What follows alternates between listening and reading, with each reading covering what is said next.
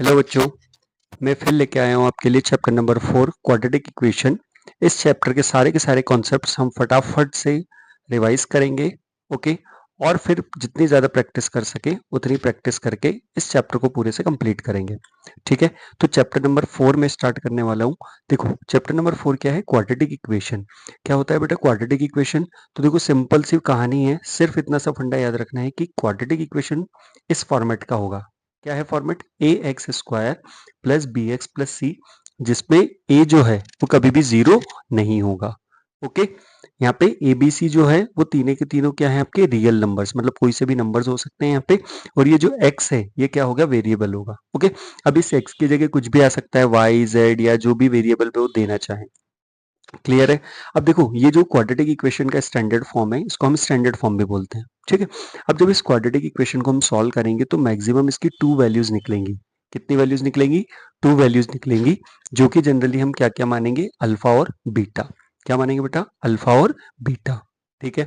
अब ये जो क्वाड्रेटिक इक्वेशन हमारे पास आती है तो इसमें हमें क्या होता है कि इस एक्स की वैल्यूज हमको फाइंड करना होती है। ठीक है। अब इस एक्स की वैल्यूज जब हम फाइंड करने जाएंगे तो हमें मैक्सिमम 2 वैल्यूज मिलेंगी। ठीक है। एक को हमें अल्फा मानेंगे, दूसरी को क्या मानेंगे, बीटा। ठीक है। अब इन क्वाड्रेटिक इक्वेशन को हम सॉल्व कैसे करेंगे? ठीक है। तो देखो क्वाड्रेटिक इक्वेशन को सॉल्व करने के लिए हमारे पास सबसे पहला जो मेथड है वो क्या है, फैक्टराइजेशन मेथड। कौन सा मेथड है? Factorisation method. तो इसको यदि ये मेथड आपको ध्यान होगा पहले से ही, जो स्प्लिटिंग द मिडिल टर्म हम मेथड यूज करते हैं ये उसी प्रकार का है। ओके। जैसे एक एग्जांपल मैंने आपको दिया हुआ है, क्योंकि इसका एक पैटर्न है, उसी पैटर्न पे आपको इस क्वेश्चन को सॉल्व करना है। ठीक है। तो यहाँ पे देखो एक क्वेश्चन दिया हुआ है, एक्स स्क्वायर प्लस 7x+12। इसमें देखो ये वेरिएबल एक्स में है, एक्स की पावर कितनी है, 2 है। क्लियर है? तो यहाँ पे ये कौन सा इक्वेशन हो गया, क्वाड्रेटिक इक्वेशन हो गया, क्योंकि इक्वल टू का साइन लगा हुआ है यहाँ पे। हम क्या करेंगे इसमें, देखो सबसे पहले हम इस इक्वेशन को A X square plus B X plus C से क्या करेंगे, कंपेयर करेंगे। और कंपेयर करके देखो ए की वैल्यू यहाँ पे एक्स स्क्वायर के साथ ए है, यहाँ पे कितना है, 1। तो इसका मतलब ए की वैल्यू क्या हो जाएगी, 1। यहाँ पे बी की वैल्यू कितनी आ रही है, 7। और सी की वैल्यू कितनी आ रही है, 12। क्लियर है? यहाँ तक इस इक्वेशन से हम कंपेयर करके ए बी सी की वैल्यूज फाइंड करेंगे। ए बी सी की वैल्यूज फाइंड करने के बाद हम क्या करेंगे कि ये जो ए और सी है हम इन ए सी का मल्टीप्लाई कर देंगे। ए सी क्या है, ए 1 है और सी कितना है, 12 है। तो ए इंटू सी करेंगे, 1 इंटू 12, तो कितना आ गया, ये 12। और जो बी की वैल्यू है, बी की वैल्यू कितनी है, 7, हम ऐसा लिख लेंगे। क्लियर है? अब हमें देखना है कि ये जो 12 है, ये जो 12 है ये किस किस के टेबल में आता है। ठीक है। तो 12 किस किस के टेबल में आने के लिए देखने के लिए हम क्या करेंगे, देखो 1 इंटू 12 करेंगे। ठीक है। 2 इंटू 6 करेंगे। ठीक है। इसके बाद 3 इंटू 4 करेंगे। अब 4 इंटू 3 आ जाएगा, 6 इंटू 2 हो जाएगा। ओके। 12 इंटू 1 आ जाएगा। अब देखो इन तीन फैक्टर्स में, ये जो तीनों के तीनों हमने नंबर्स कॉम्बिनेशंस लिखे हैं नंबर के, इसमें से कौन से नंबर का सम करने पर हमें 7 मिल रहा है? समझ में आई कुछ बात? कौन से नंबर्स का सम करने पे हमें 7 मिल रहा है? तो यहाँ पे देखो 3 और 4 को ऐड करेंगे तो हम 7 आएगा। ठीक है। तो हम क्या करेंगे, ये जो 7x है मिडिल टर्म था, इसको हमने 3x प्लस 4x लिख लिया। ठीक है। तो ये क्या हो गया, स्प्लिट हो गया। मिडिल टर्म क्या हो गया, स्प्लिट हो गया। ठीक है। अब स्प्लिट कर दिया। अब यहाँ पे अपन ने दो दो के पेयर्स बना लिए। ठीक है। दोनों के पेयर्स बनाने के बाद हमने फर्स्ट वाले पेयर में से क्या ले लिया, एक्स कॉमन ले लिया। एक्स कॉमन ले लिया तो इसमें क्या बचा, एक्स प्लस 3। यहाँ पे देखो 4x+12, तो इसमें देखना मेजरली हम सिर्फ नंबर्स ही कॉमन ले पाएंगे। ठीक है। तो यहाँ पे हम देखेंगे 4 और 12 किसी एक ही नंबर के टेबल में आता है 4 के टेबल में, तो 4 कॉमन ले लिया। तो यहाँ पे क्या बचा, x, और 12 कितने टाइम्स आता है, 3 टाइम्स आता है। तो ये x+3 आ गया। अब यहाँ पे x+3 और यहाँ x+3 अपन ने कॉमन ले लिया दोनों में से, x+3 और x+4 आ गया, इक्वल्स टू क्या आ गया, 0। अब x+3 और x+4 में कोई सी भी एक वैल्यू 0 होगी तभी ये पूरी 0 के इक्वल होगी। तो हमने क्या करा, x+3 को 0 के इक्वल रख लिया, या फिर x+4 को 0 के इक्वल रख लिया। एक +3 को इधर शिफ्ट किया तो x की वैल्यू कितनी आ गई, -3, और x की वैल्यू इधर कितनी आ गई, -4। क्लियर है? तो इसका मतलब ये हुआ कि जो -3 और -4 है ये हमारे क्या हो गए, दोनों रूट्स हो गए। ठीक है, इस क्वाड्रेटिक इक्वेशन के। क्लियर है? इसके बाद जो है नेक्स्ट वेरी इंपॉर्टेंट टॉपिक, जिसमें क्या है, हमको नेचर ऑफ द रूट्स, ये जो रूट्स हमने निकाले थे -3 और -4, इनका नेचर क्या होता है। ठीक है। तो देखो नेचर के लिए सिंपल सी कहानी है, हमें quadratic equation A X square plus B X plus C given है। ठीक है। इस फॉर्मेट से हम क्या करेंगे, इस इक्वेशन से, इस स्टैंडर्ड फॉर्म से हम ये पता लगाएंगे कि जो रूट्स निकले हैं वो किस प्रकार के नेचर के हैं। ठीक है। अच्छा, नेचर में बता दूं, नेचर कितने टाइप के होते हैं? 3 टाइप के होते हैं। ठीक है। कैसे नेचर 3 टाइप के, हम सॉल्व भी करते जाएंगे और पता भी लगाते जाएंगे। ठीक है। तो देखो, इस इक्वेशन, यदि हमको एक क्वाड्रेटिक इक्वेशन दिया हुआ है A X square plus B X plus C दिया हुआ है, ठीक है, तो हम सबसे पहले क्या करेंगे, इन ए बी सी की वैल्यू निकालकर, ठीक है, ए बी और सी, इस वैल्यू को निकालकर हम सबसे पहले फाइंड करेंगे डिस्क्रिमिनेंट। क्या फाइंड करेंगे बेटा? डिस्क्रिमिनेंट। ठीक है। अब डिस्क्रिमिनेंट कैसे फाइंड करेंगे? तो देखो, सिंपल सा डिस्क्रिमिनेंट का फॉर्मूला है D is equals to B square minus 4ac। Clear है? तो यहाँ पे देखो d इज इक्वल्स टू कितना है? 0 है। ओके। तो जब d की value B square minus 4ac d का फॉर्मूला है, ठीक है, तो जब d इज इक्वल्स टू 0 आ जाए, एग्जैक्टली 0 आ जाए, इसका मतलब बी स्क्वायर माइनस 4ac क्या आ जाए? 0 आ जाए, तो हम बोलेंगे कि जो रूट्स हैं वो रियल है और इक्वल है। क्या है? रूट्स रियल और इक्वल। ठीक है। जब d की वैल्यू पॉजिटिव आ जाए, मतलब 0 से बड़ी आ जाए, ठीक है, 0 से बड़ी आ जाए या बी स्क्वायर माइनस 4ac क्या आ जाए? पॉजिटिव आ जाए, 0 से बड़ा आ जाए, तो हम बोलेंगे रूट्स रियल तो हैं लेकिन इक्वल नहीं है, मतलब अनइक्वल है। क्लियर है? अनइक्वल।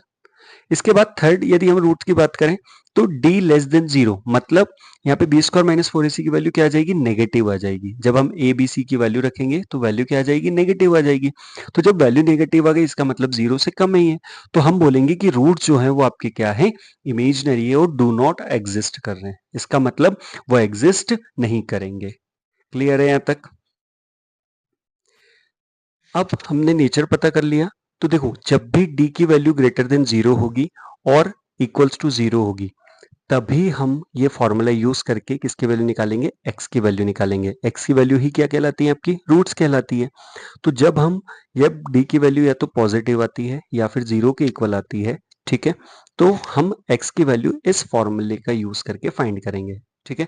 ये फॉर्मूला क्या है? क्या नाम है इस फॉर्मूले का? Quadratic formula. क्या नाम है बेटा? Quadratic formula. ठीक है। क्या होता है ये माइनस बी, ये फॉर्मूले में ही रहता है। बच्चे यहाँ पे बहुत मिस्टेक करते हैं, ये नंबर साइन लगाना भूल जाते हैं। तो minus B plus minus under root B square minus 4ac। हाँ भाई, ये जो बी स्क्वायर माइनस 4ac देखा हुआ लग रहा है, हाँ यही डी की वैल्यू है। ओके। तो डी की वैल्यू डायरेक्ट हम यहाँ पे रख सकते हैं। ठीक है। अपॉन क्या आ जाएगा? 2a आ जाएगा। ओके। तो इस फॉर्मूले का यूज करके हम फटाफट एक फॉर्मूला, एक क्वेश्चन देख लेते हैं। क्या है यहाँ पे? 3x square minus 4√3x plus 4 is equals to 0। तो देखो, यहाँ से जब हम कंपेयर करेंगे इसको quadratic equation A X square plus B X plus C से, तो यहाँ पे देखो a की वैल्यू कितनी आ गई? 3 आ गई। देखो, एक्स स्क्वायर के साथ a है तो एक्स स्क्वायर के साथ यहाँ पे 3 है, तो a की वैल्यू 3 आ गई। b की वैल्यू यहाँ पे देखो, x के साथ जो भी होगा वो b होगा साइन के साथ, तो यहाँ पे पूरा क्या है वैल्यू? -4√3। ठीक है। क्या है? -4√3। क्लियर है? इसके बाद c की वैल्यू यहाँ से कंपेयर करने पे क्या आ रही है? 4 आ रही है। तो हम सबसे पहले d फाइंड कर लें। d क्या होगा? B square minus 4ac। अब b की वैल्यू कितनी है? -4√3 का whole square minus 4ac। 4 into a की वैल्यू 3 है, c की वैल्यू 4 है। क्लियर? अब -4√3 का स्क्वायर करेंगे, तो देखो 4√3 का स्क्वायर कैसे करना है? 4√3 इंटू 4√3। ठीक है। तो देखो, 4 और 4 का मल्टीप्लाई हो जाएगा 16, और √3 इंटू √3 क्या हो जाता है? 3। तो 16 इंटू 3 कितना आ जाएगा? 48। अब दोनों का माइनस माइनस था, तो माइनस माइनस क्या हो जाएगा? प्लस, तो ये आ गया 48। यहाँ पे 4 4 जा 16, 16 3 जा 48, तो 48 माइनस 48 किसके इक्वल आ गया? 0 के इक्वल आ गया। क्लियर है? यहाँ तक बात समझ में आ गई? ओके। नाउ सी, अब d की वैल्यू जो आई वो किसके बराबर आई? 0 के बराबर आई। अब यदि d की वैल्यू 0 के बराबर आई है बेटा, तो रूट्स कैसे होंगे आपके? Real and equal. ये ध्यान रखना। तो जब रियल एंड इक्वल होंगे तो यहाँ पे अंडर रूट डी की वैल्यू रख देंगे हम। d की वैल्यू कितनी है? 0। तो 0 का अंडर रूट भी लेंगे तो क्या होगा? 0। तो क्या बचा? सिर्फ माइनस b। ठीक है। तो माइनस बी की वैल्यू अपने आप में -4√3 थी, तो ये माइनस माइनस क्या हो गया? +2√3 इंटू 2 इंटू 3, ए की वैल्यू 3 थी, तो 2 इंटू 3 क्या हो गया? 6 हो गया। ठीक है। तो यहाँ पे 4√3 अपॉन 6 जब हम सॉल्व करेंगे तो 2 से 4 और 6 कैंसिल हो जाएगा, तो क्या आ जाएगा? 2√3 अपॉन 3। तो यहाँ से देखो, रूट हमारे पास क्या आया? 2√3 अपॉन √3। ठीक है। अब हमने पहले ही देख लिया था कि d इज इक्वल्स टू 0 है, तो रूट्स आपके कैसे रहेंगे? Real and equal.